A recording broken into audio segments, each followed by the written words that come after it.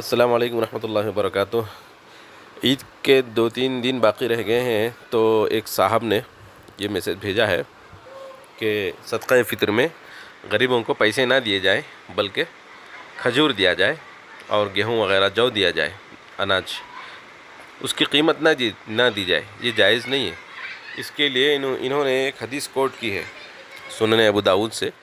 اور حدیث تو بے شک اپنی جگہ درست ہے، لیکن یہ بیچارے حدیث کوٹ کرنے کے بعد نیچے لکھ رہے ہیں کہ قیمت دینا صدقہ فطر میں گیہوں یا کھجور جو کے بجائے قیمت دینا صحابہ کرام کے عمل کے خلاف ہے، جبکہ یہ جو جماعت یہ میسج وائرل کر رہی ہے خود ان کے نزدیک صحابہ کرام کا عمل حجت نہیں ہے، ان کے نزدیک حجت ہے کتاب اللہ اور قول رسول، قال اللہ قال رسول، یہ دو ہی باتیں ان کے پاس حجت ہیں۔ لیکن جب مسئلہ ان کو منوانا ہو اپنے مزاج کے مطابق کوئی حدیث مل جائے تو پھر اس کے لیے صحابہ کرام کا عمل بھی ان کے لیے حجت ہو جاتا ہے۔ تو اس سلسلے میں سب سے پہلی بات یہ ہے کہ اس حدیث کے مطابق امام مالک، امام شافعی اور امام احمد بن حنبل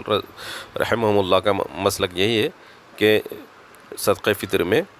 قیمت نہ دی جائے بلکہ جو اناج ہے وہی دیا جائے، اور امام ابو حنیفہ علیہ رحمہ اور اسی طرح امام سفیان ثوری علیہ رحمہ کا قول ہے کہ غریب کو اناج کے بجائے یعنی کھجور جو گیہوں کے بجائے اگر قیمت بھی دی جائے تو جائز ہے، کیونکہ اس میں غریب کو زیادہ فائدہ ہے۔ اور شوافع کے علماء بھی آج کے زمانے میں احناف کے قول پر عمل کرتے ہیں۔ اسی طرح عرب کے مشہور محقق عالم دین علامہ یوسف القرضاوی کا بھی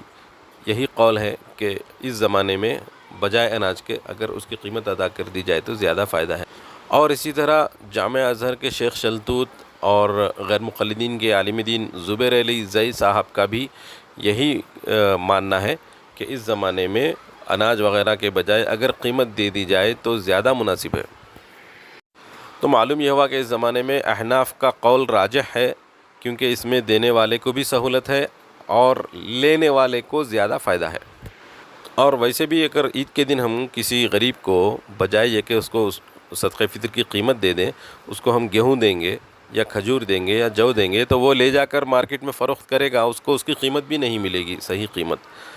اور اگر وہ خود کھانا چاہے گیہوں کو تو پہلے وہ گرنی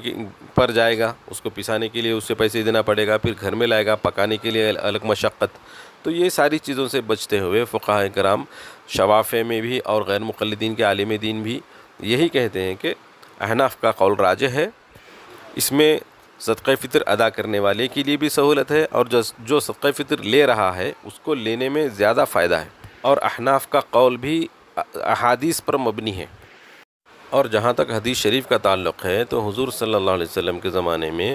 یہ جو غذائی اجناس ہیں یہ اجناس ہی بطور قیمت کے استعمال ہوتی تھی، اس زمانے میں الگ سے کرنسی نہیں ہوتی تھی، تو ان اجناس کی صحیح قیمت غریب کو بھی مل جائے۔ تو بہرحال کہنے کا مقصد یہ ہے کہ دین علماء سے سیکھا جائے گا، علماء سے سمجھا جائے گا، اپنی طرف سے دین کو سمجھنے کی کوشش کریں گے تو خود بھی تنگی اٹھائیں گے، دوسروں کو بھی جو ہے نا پریشانی میں مبتلا